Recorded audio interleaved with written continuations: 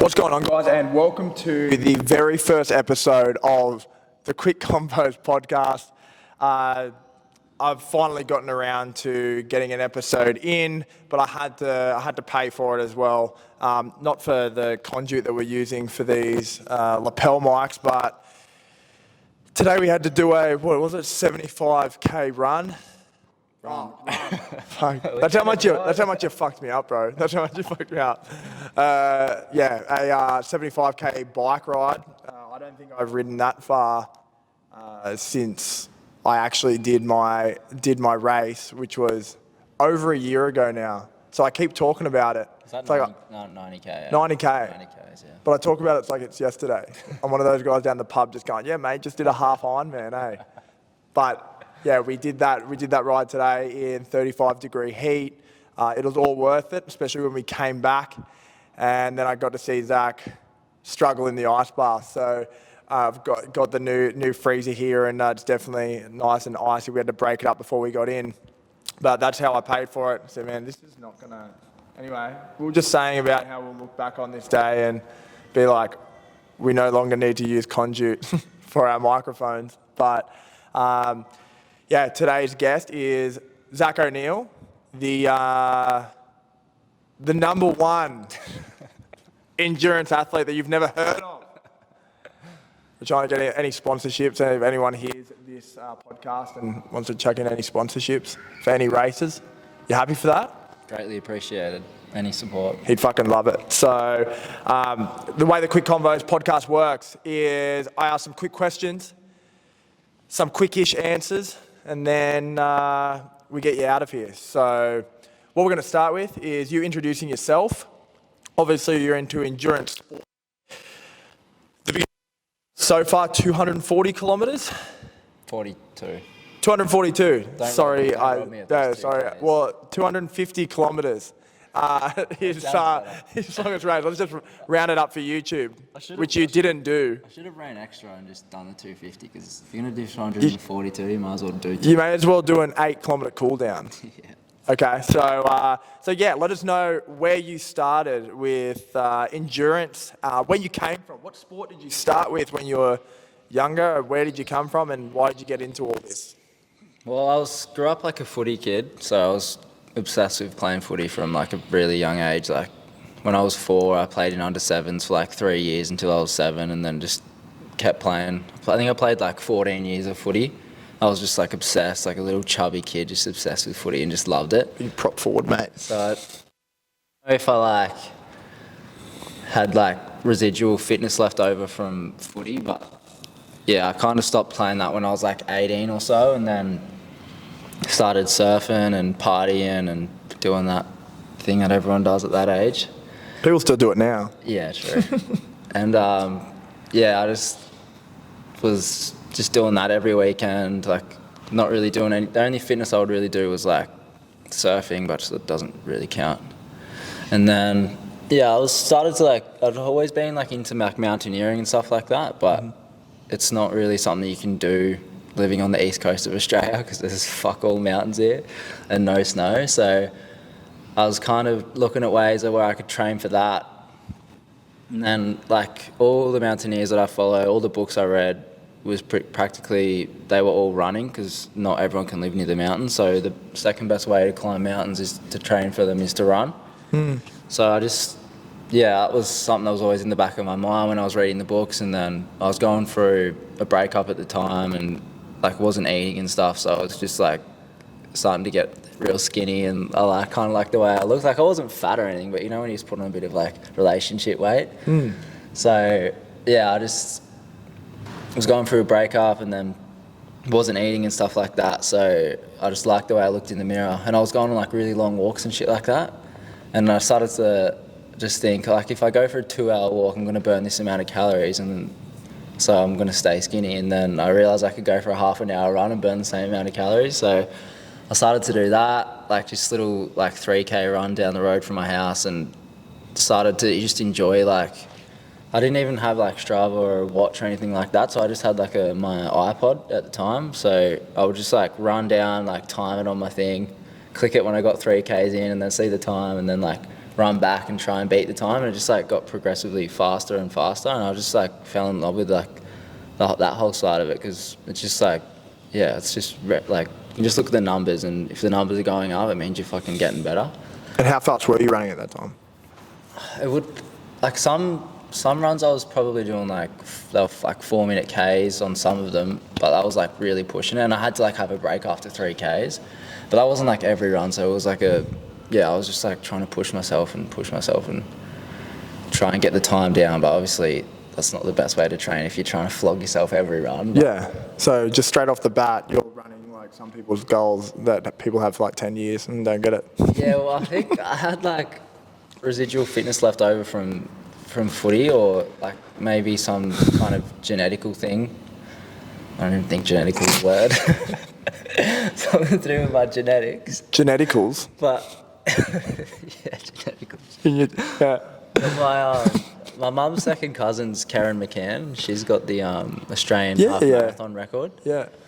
And yeah, she passed away with breast cancer in like 2006 or 2007, I think it was. And she actually won the Commonwealth Games marathon in like 2006. So Yeah. I don't know if I've got something from that, but yeah, it's like 4-minute Ks isn't like crazy quick, but I was probably like 85 kilos then. So I was still like pretty solid, like weight. And yeah, I just fell in love with it and just done like a little local race with mum and come like in the top 10, and I was like, oh, this is like really fun, just like to push myself and just see how far I could take it. And then it just progressed and progressed. Like I was going down to the snow a lot with my mates, and I was training for a half marathon at the time, and I can just remember all the boys were inside drinking, and I was like I was just like starting to realize that I can't like drink and like party if I want to like train for this stuff and do well. Yeah. And yeah, I just remember just not drinking, and I was just like, I don't know, it was just like a pivotal moment where I was just started to think more about running than I did about partying. Yeah. So yeah, and then so done the half marathon.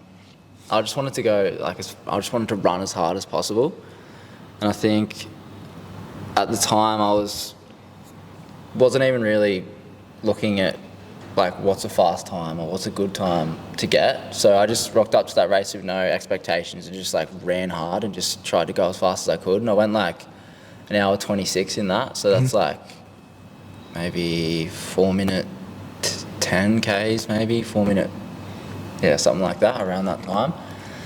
So once I finished that, like there's all this big thing all over the internet is like the sub 3-hour marathon. That's like the big goal that everyone tries to get. I don't know if it's really hard or if it's just because it's like 3 hours and that's just like the time. But I just seen that and thought, oh, that'd be a good goal to get, because it's like an hour 26, just doing that twice. Yep. And obviously I couldn't run out and do that on the half marathon, but it was something to work up towards. So I started in that. That was in October, and then the February after October, I moved to New Zealand. So I was doing like a little bit of trail running and stuff like that before I'd left, just to train, because you can go to New Zealand and just like do like a hike that people probably take like a day and a half to do. You can do it in like a morning or just like a big day. So that was something that I really thought would be a good opportunity to do while I was over there. So I just started doing that while I was traveling around. Like I was living in my van over there. And then I ended up settling in like Queenstown.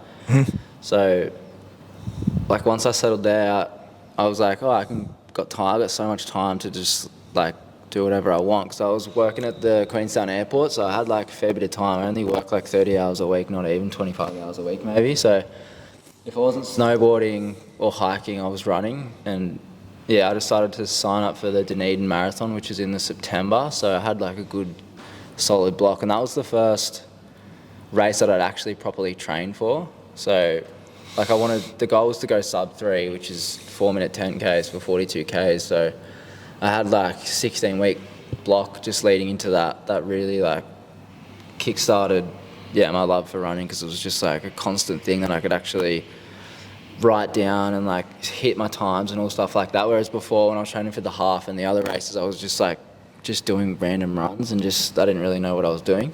So the marathon was like a good way to like learn about how to actually do races properly. I need to turn that light back on. Yeah. Cut. Pause that. Fucking sensor light. Still a couple star jumps.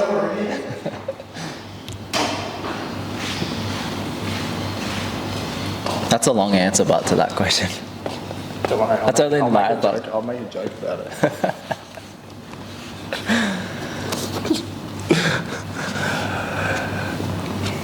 Back in. And so you ran that marathon, and this fucking thing, man. Maybe this isn't as good as what I thought it was going to be. I think it's just cool. Mine's working fine. I know, bro. I think it's Just just have to cool. wave it around like a fucking wand. Just need to hold it here to my chest. And so you did that marathon, and what was the time that you got? 2:56:37. So straight up, you beat the three. Yeah, I did. You're just like, good fucking challenge, guys. Yeah, Where's the next one? That was like right on my limits, but at that point, because yeah, I don't know what it is about 3 hours. It's just like this arbitrary time goal. But I remember getting to like 32 Ks and just fucking like my legs are just screaming at me, and I didn't know if it's a normal thing. 32 Ks is the time. Like that's like, The wall, they call it. yeah. And I was just running with this guy, and I was just remember thinking like, fuck, is this meant to hurt this much, or like what's happening here? And then we got to a hill, and I'm like, fuck, this is like not going well here. It's probably like me today, riding my bike. And then I started to go back down the hill, and then I had banked a fair bit of time in the first half. So I went through in like 1:25. So I had banked enough time, and then so it was still a positive split, but yeah, the back half was like 1:26, I think. So yeah, I ended up coming in it would have been less than that. I ended up coming at 2:56:37. So Hey, get it right. They'll pick you apart on this know. podcast, man. They're Nazis. millions of viewers.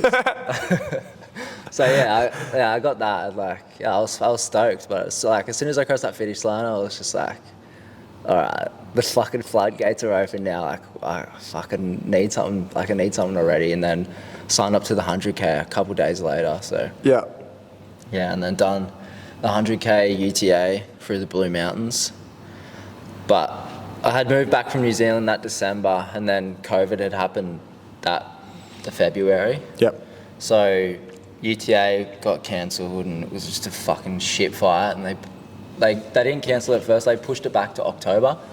So then once they done that, I started training for that all the way to October, and then they just fucking cancelled it in October. So it just fucked me over. So I was like, I've done all this training. I've done 2 blocks of training for 100K.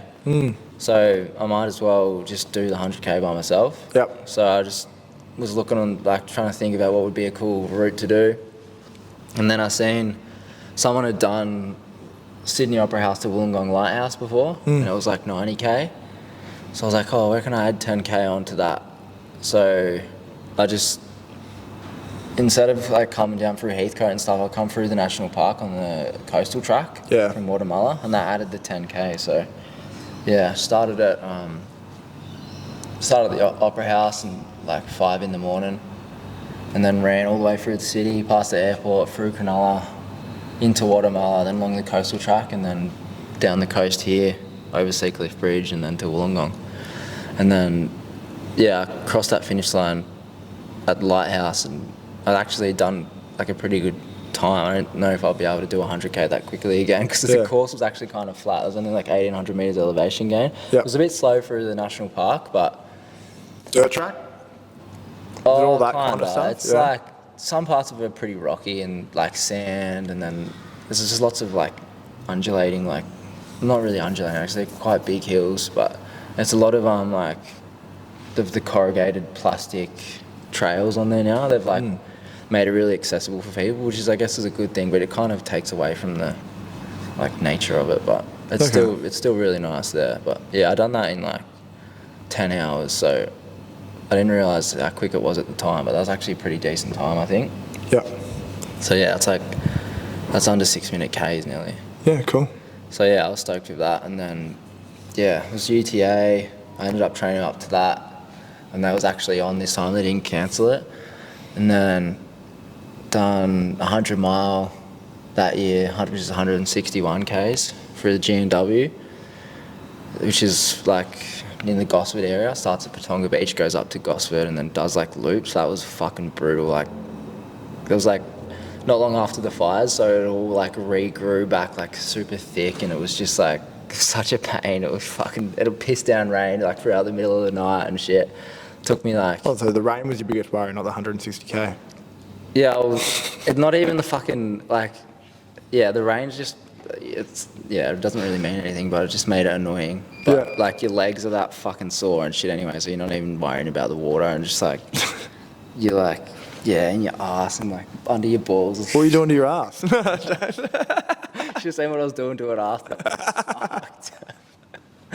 Like, it was, I'm so glad no one had to see. Like, fuck. Yeah, fucked. right. Okay. It was even worse after Coast to Cozzy. That was fucking... I had just, like, black liquid leaking out of me for, like, 2 days. So, yeah, so you go from, like, the 160, and I think in Quick Convo's podcast history, you may be the first, but I think you've got the record for the longest intro of who you are and where you came from.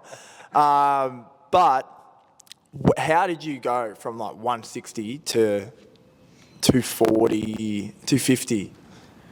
Well, I'd always knew about the Coast to Cozzy, like ever since I'd go down there snowboarding and stuff like that. So it was always in the back of my mind to do that race. Like as soon as I heard about it, I was just blown away. Like, I couldn't believe that people could actually fucking run that far or to even take on a challenge like that. I remember telling the boys about it when we were driving down. I'm like, there's people that fucking run from Eden all the way to the top of Mount Kosciuszko, and they like were dumbfounded by it. They couldn't believe it, and I was just like, yeah, they're crazy. So I think ever since I heard about the race, like the seed was planted in my head that I'd have to do something like that. Like.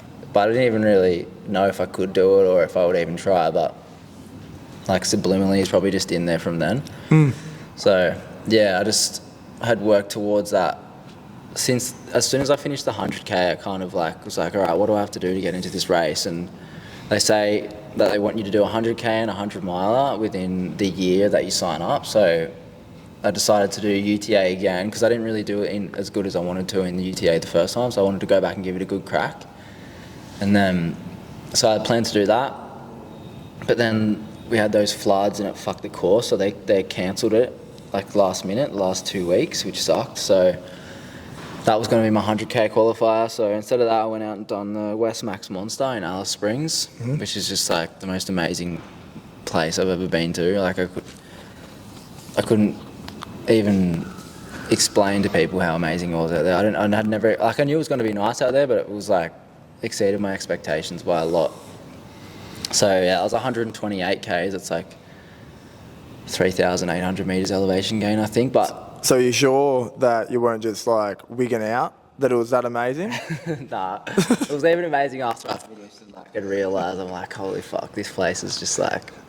I was reading a book at the time about a chick that had walked through there. With Bro, I thought you were going to say camels. why you're running. I thought you were going to be like, I was reading a book at the time. That's right, I was running. That would be read a book. Impressive. That would be very impressive.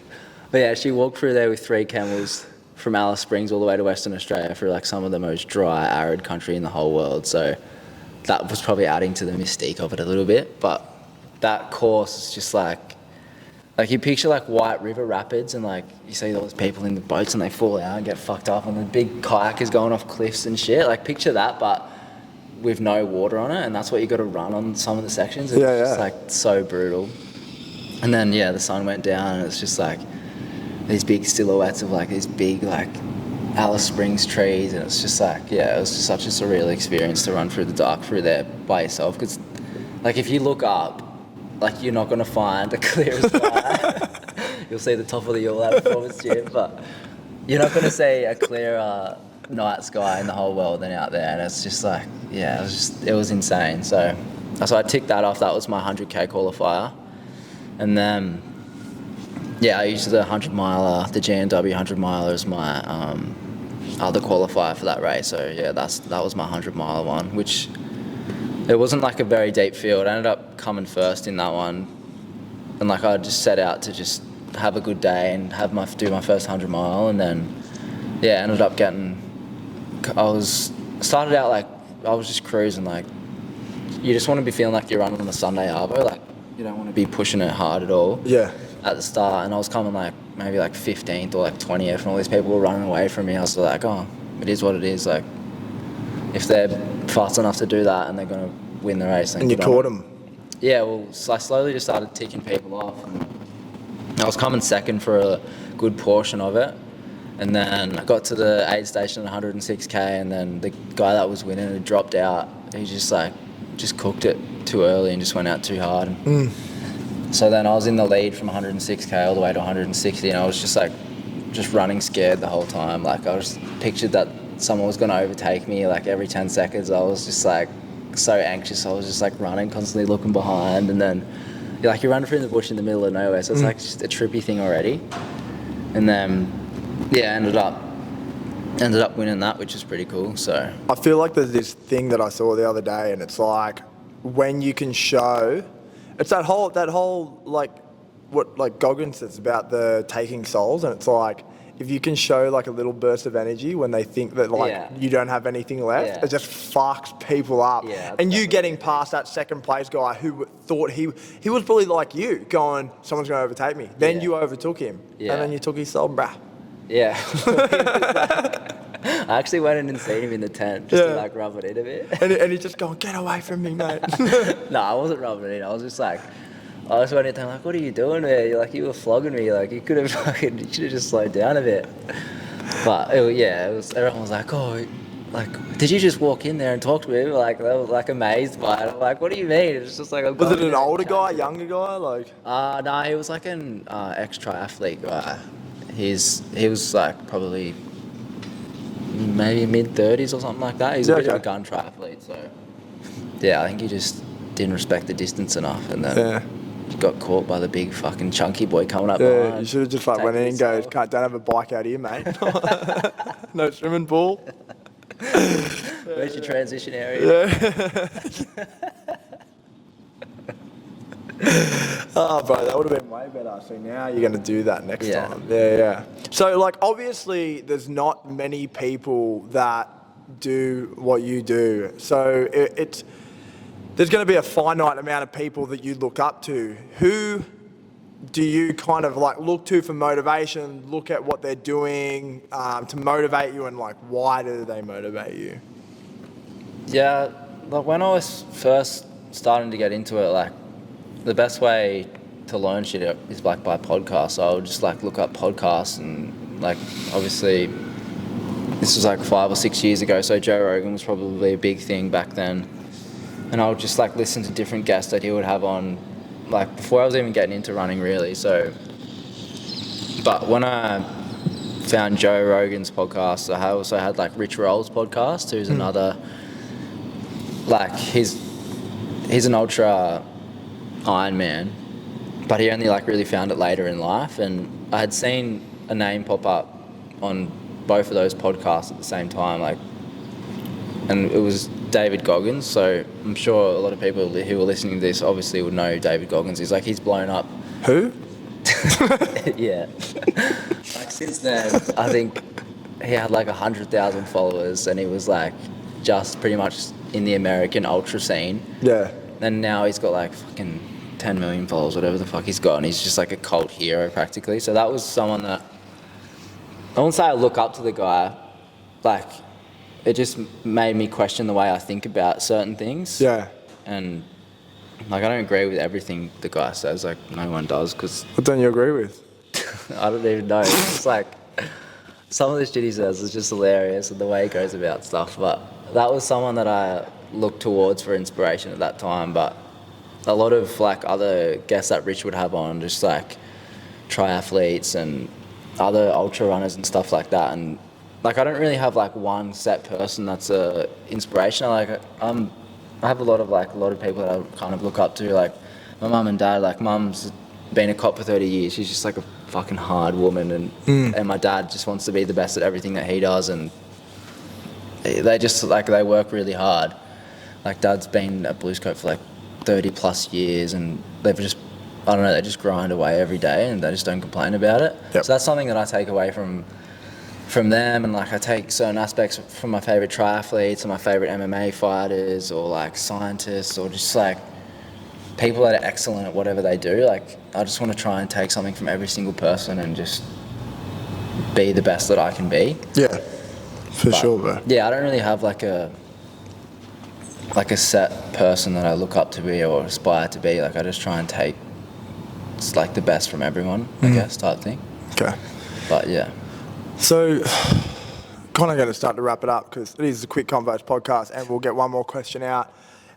Looking at kind of, I would assume that the amount of training that you do and like what you aspire to do and all that kind of stuff, it's like it's a massive vision, and by all means to anyone, they're all big goals. What is your view at the moment on people that you see around that don't care to like push themselves? I know myself, like as a trainer, I have to be a little bit more caring, I guess, to like people, but sometimes you wish you could just be like, just do it, you'll feel better after it. It's like our ice bath today, we ended up getting in 3 times. After the first one, we put our hand in and it was like, what the hell is this? And it's just like, after that, we got in another 3 times. Yeah, How do you feel like seeing people that just like don't even give stuff a go? Yeah, it's a tricky one because I've had like certain things that have led me down this path of who I am now and who I am today. So I feel like I've gotten lucky to learn the lessons that I've learned and to do the things I've done. Like, I don't know if it's like a fate.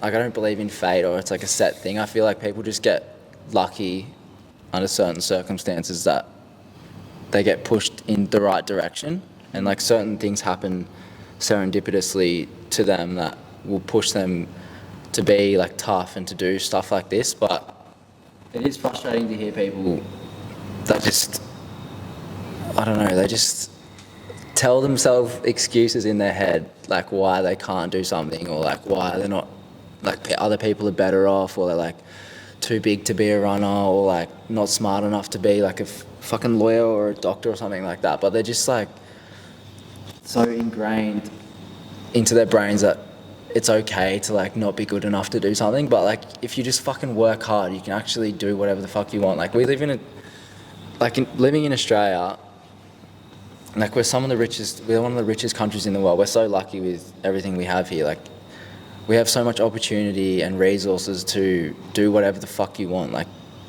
people just need to just unlock that in their brain and stop just telling themselves excuses and lies, and just go out and fucking do it and stop whinging about it and just get it done. Like I hear it from people so like all the time. It's just so frustrating. I just wish I could just shake him and just say, fucking wake up. Shake him. You see him, just shake him. Yeah. Get a fucking assault charge against me or some shit. And like just like to wrap things up, how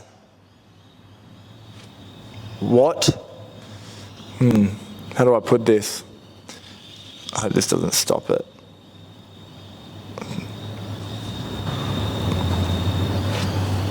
Fuck, Yeah, I can't. How am I going to get this out? It was going to be funny, and now it's not funny. Like a prick. Oh no, bro, it's not that. It's like, what possibility do you think that we live in the Matrix? The Matrix. Oh. Do you ever feel like that things are set out? Like I sometimes am like, how many times have I lived this life before, and is it just on replay? Because I sometimes forget. Like I'm very forgetful of like my childhood and stuff like that. And I'm just like, did it even happen? Well, it could be the Matrix. It's like, what's the point of living? Like, why do we have to get up and go to work every day and like do hard shit to feel good and eat food and like drink water and stuff? Like, what's even the point of it? Like, why? Yeah. Like, the universe is so infinitely big, and like, why just us humans on this little rock, like floating through space? Like, it's the biggest trip. Like, it could just be a simulation. There's just people up there watching and seeing what happens. Like fuck. Yeah. I mean, I'm not gonna say it's not the Matrix. Like, It could be. Could be a simulation, bro. It could be. Wouldn't surprise me either. If we get to the end of our lives and then there's. So you think someone would have to live in a simulation to be a Rabbitoh supporter on the outside? Yeah, why would you want to go for the fucking Rabbitohs? Who do you support? Roosters. Oh, bro, they're not having a good run either, bro. We just fucking beat them two But, nights ago. No, yeah, them, but like the other games. But the Roosters are probably like the most successful team in the past 20 years, true? Wouldn't the Melbourne? Storm, nah. No. Nah. Roosters' consistency over the past 20 years. Trust me, look it up. I'm gonna trust Matrix. you. I'm gonna trust you. Yeah, you're definitely living in the Matrix, bro. Anyway, we're gonna wrap it up there, bro. Appreciate you coming through. Thanks for having me on the inaugural episode. Yeah, bro.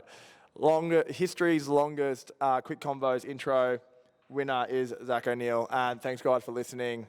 Like, subscribe, Comment if you're new. comment if you're new, and where can they find you?